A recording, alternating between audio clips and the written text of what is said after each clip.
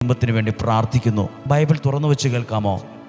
Ezekiel പ്രവാചകന്റെ പുസ്തകം 36-ാം അധ്യായം 4-ാമത്തെ വാക്യം. ഇസ്രായേൽ മലകളെ, ദൈവമായ കർത്താവിൻ്റെ വചനം ശ്രവിക്കുവിൻ.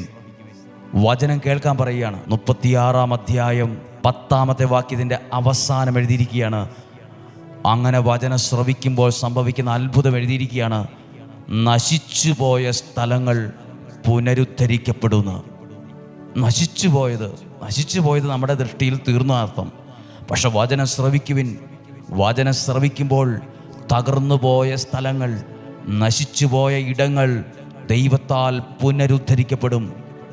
നിങ്ങളുടെ ജീവിതം ചിലപ്പോൾ എൻ്റെ കുടുംബം തകർന്നു, എൻ്റെ ഭാവി തകർന്നു, എൻ്റെ ആരോഗ്യം തകർന്നു, എൻ്റെ എല്ലാ കാര്യങ്ങളും തകർന്നു പോയി എന്ന് നിങ്ങൾ പറയുന്നവരുണ്ടോ?